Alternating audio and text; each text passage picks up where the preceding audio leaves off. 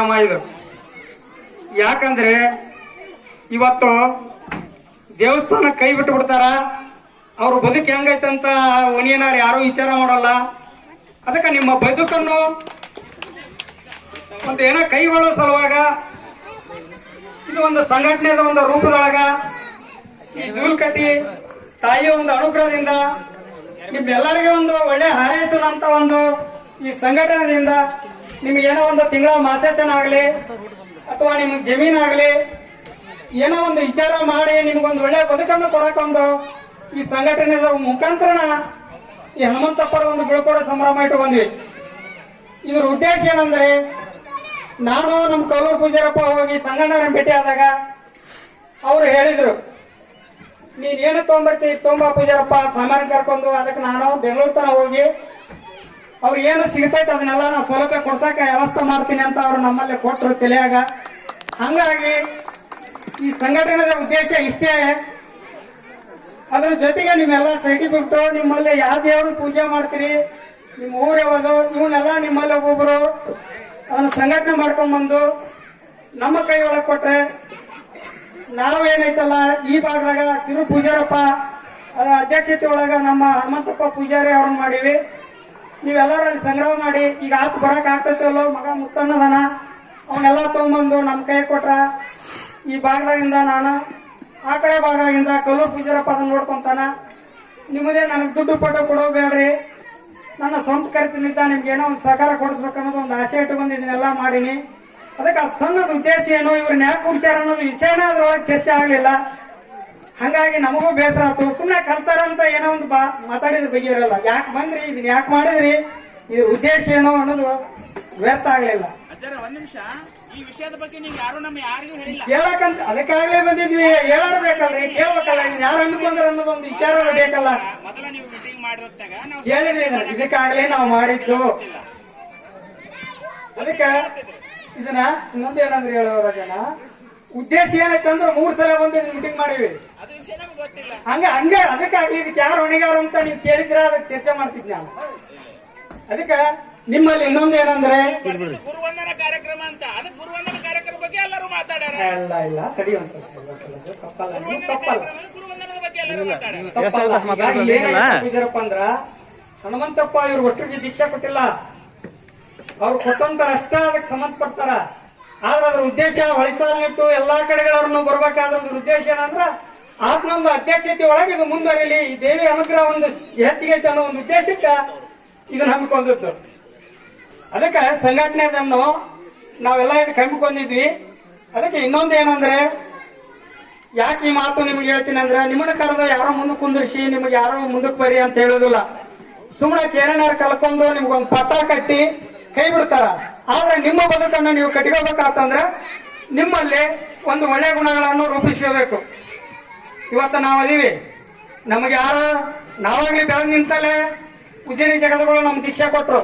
ನಿಮ್ಗೆ ದೀಕ್ಷಾ ಕೊಡ್ತೀನಿ ಸ್ವಾಮಿಗಳಾಗ ಅಂತ ಹೇಳಲಿಲ್ಲ. ಅದಕ್ಕೆ ನಿಮ್ ಗುಣಗಳನ್ನು ನೀವು ತಿಳ್ಕೊಂಡು ನೀವು ಪವಿತ್ರತೆ ಆಗಿ ಆ ದೇವಿಯನ್ನು ಒಲಿಸಿಕೊಳ್ಳೋದು ಮಾಡಿ. ಈಗ ನೋಡು, ಉದಾಹರಣೆ ಅರ್ಥ ಆಗಿ ನಮ್ಮ ಜೂಲ್ಕಟ್ಟಿ ದುರ್ಗಮ್ಮಂದು ಇಡೀ ಈ ಭಾಗದಾಗನ ಬೆಳಕೈತೆ. ಅದ್ರಂಗ ನಮ್ಮ ಕೊಡಗನೂರು ಸುತ್ತ ರೋಮ್ ತಾಲೂಕಿಗೆ ಬೆಳಕೈತೆ. ಹಿಂಗತಿ ನೀವೆಲ್ಲ ದುಡ್ಕೊಂಡ್ರ ಅದು ಶಕ್ತಿ ಬರಕ್ ಸಾಧ್ಯತೆ ಐತೆ. ಅಂದ್ರೆ ದೇವ್ರ ಪೂಜೆ ಮಾಡಿದ್ರೆ ಅಷ್ಟ ಶಕ್ತಿ ಸಿಗುದಿಲ್ಲ. ನಿಮ್ಮಲ್ಲಿ ಗುಣಾದಿಗಳನ್ನು ಸ್ವಚ್ಛ ಮಾಡ್ಕೋಬೇಕು. ಹೆಂಗ ಗುಣಾದಿಗಳು ಸ್ವಚ್ಛ ಮಾಡ್ಕೋಬೇಕಂದ್ರೆ, ಯಾವಾಗನ್ನು ಕೆಟ್ಟ ದೃಷ್ಟಿಗಳಲ್ಲಿ ನಿಮ್ಮ ದೃಷ್ಟಿಯನ್ನು ಹಾಸಬಾರ್ದು. ನಿಮ್ಮ ಭಾವನೆಗಳನ್ನು ಚಲೋ ಇಟ್ಕೋಬೇಕು.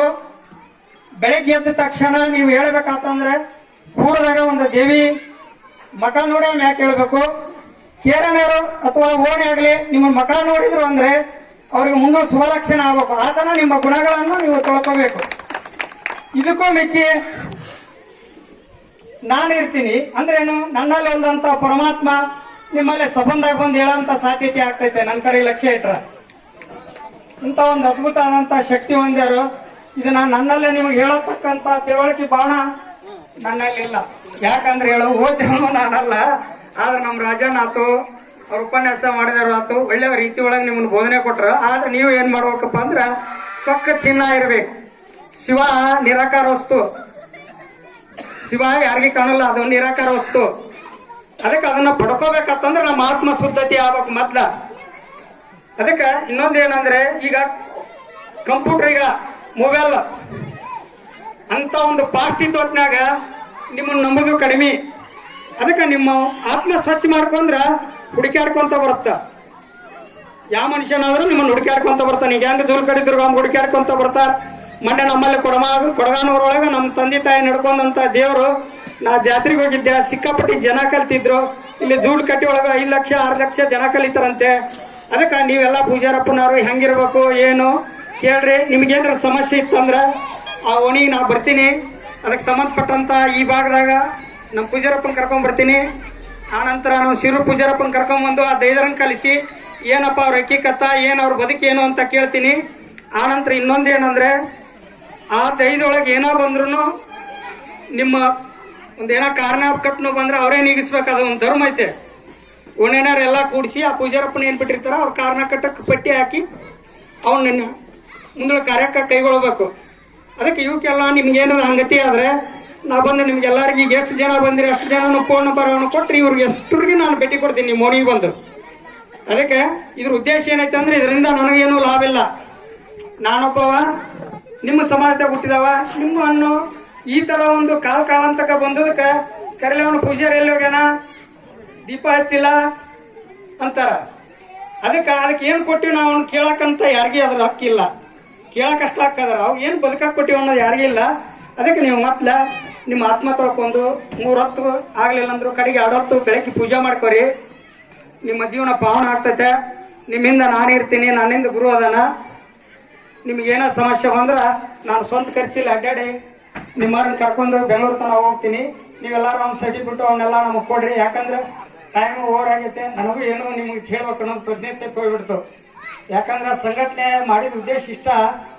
ಇದ್ರ ಮುಖಾಂತರನ ಅವನು 30 ವರ್ಷ ಗಂಟ್ಲೆ ಒಂದು ಸೇವಾ ಮಾಡಿ ಒಂದು 20-10 ಮಂದಿಗೆ ದೀಕ್ಷಾ ಕೊಟ್ಟು ಒಂದು ಒಳ್ಳೆ ಮಾರ್ಗ ಕೊಟ್ಟಾನ.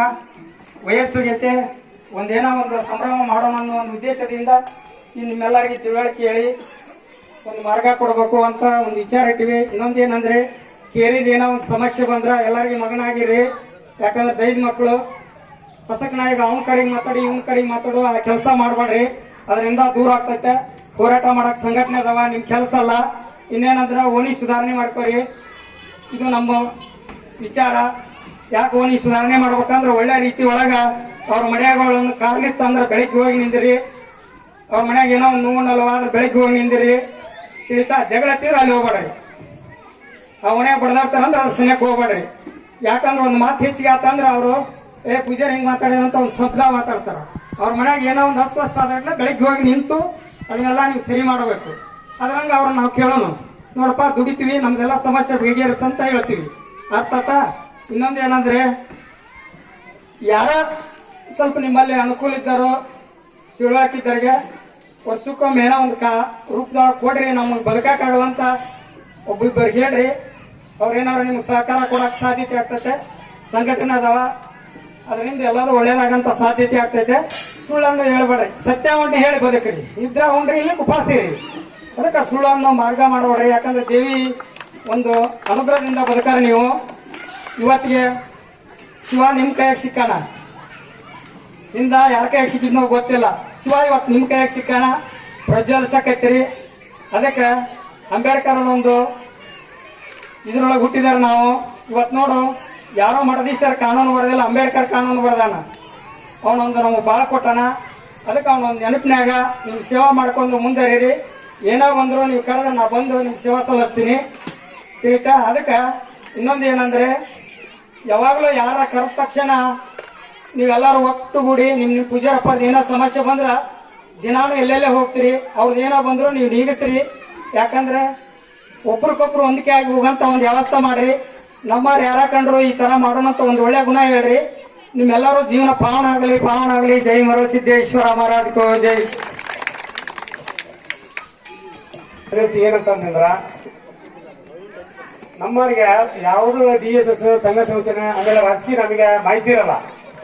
ಆದ ಕಾರಣಕ್ಕ ನಮ್ಮ ಅರ್ಚಕರ ಪ್ರತಿಯೊಂದು ಕೆಲಸ ಮಾಡಕಂದ್ರ ನಮ್ಮ ಯಜಮಾನ್ ತಿರ್ಕೊಂಡು ಮಾತ್ರ ನಾವು ದೇವಸ್ಥಾನಕ್ಕೆ ಒಂದು ಒಳ್ಳೆಯಲ್ಲ ನಾವು.